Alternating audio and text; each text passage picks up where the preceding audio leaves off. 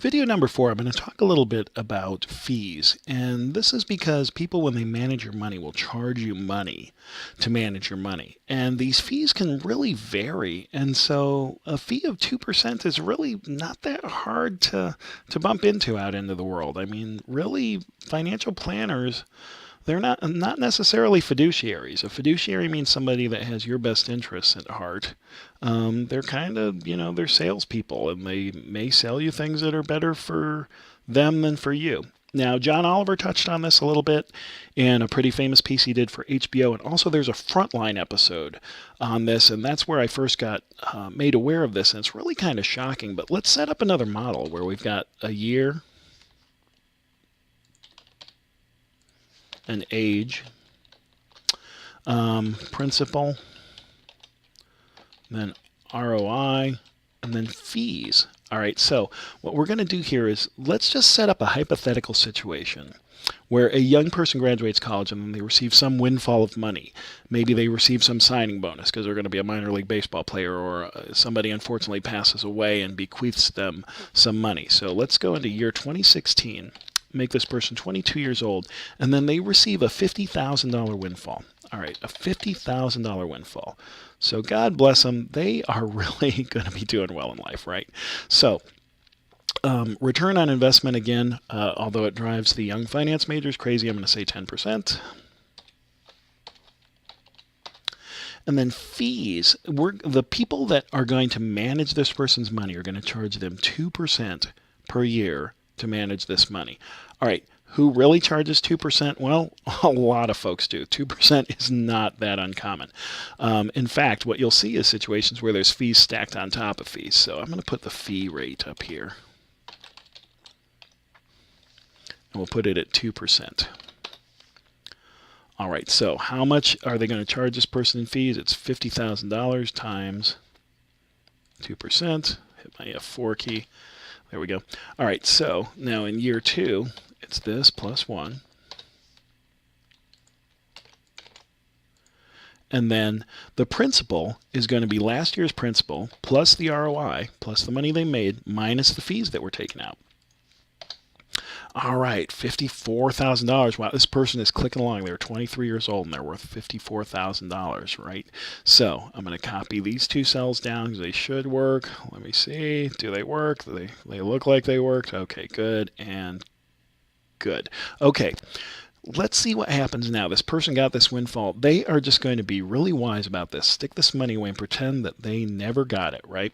So they're going to just leave this in there until they are 67 years old, and they're going to hope that it amounts to some magnificent amount of money that perhaps will facilitate their comfortable retirement.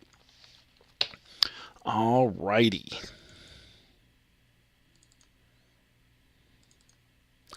They have 1.5, almost $1.6 million. I mean, they did great, right? So at a fee rate of 2%,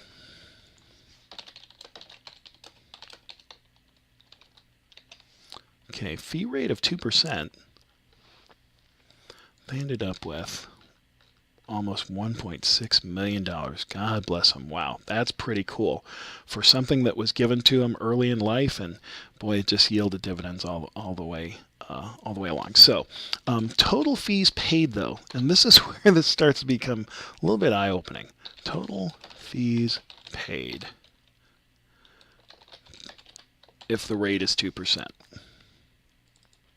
All right, so let's go down here and look at fees. Let's add all this up. Holy cow, they paid a financial advisor $400,000 here.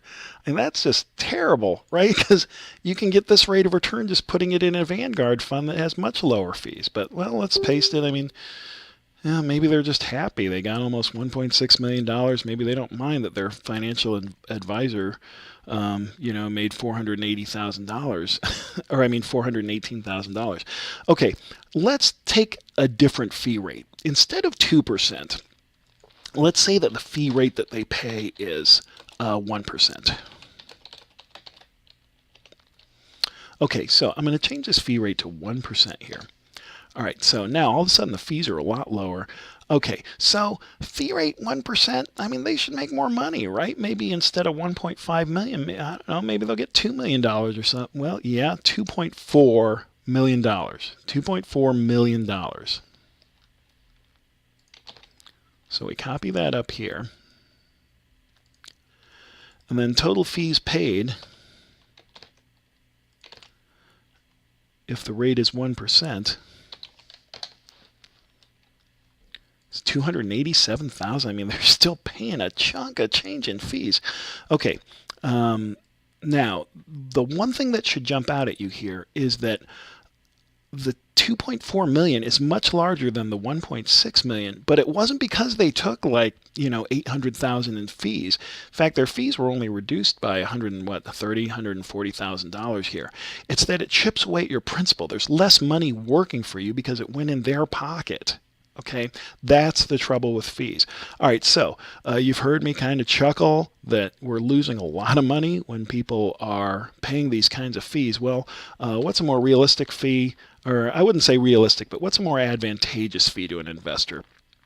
If you look at these Vanguard funds, the fees are very low. So I'm going to say like 0.015%. Right, so that's 15/100ths%. So it's like 1/6 of this, right? So, and then total fees paid 0.15. This is something that almost anybody can achieve by just going to the Vanguard site, opening up a Vanguard. And I'm not specifically saying that you need to go with Vanguard, but look at it. There are other companies like this that do low-cost index mutual funds, things like that.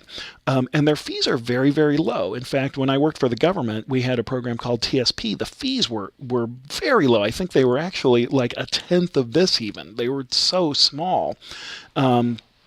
So let's see what happens when we reduce this fee to the kind of fees that you can get with a low-cost index mutual fund.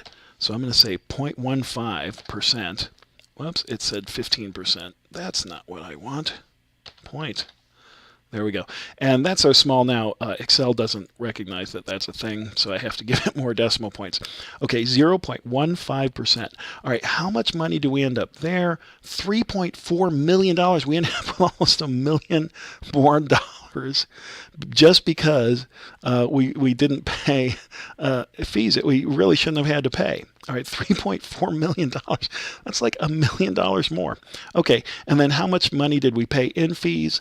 We paid $57,000. I mean, that's still, that's a big old chunk of money.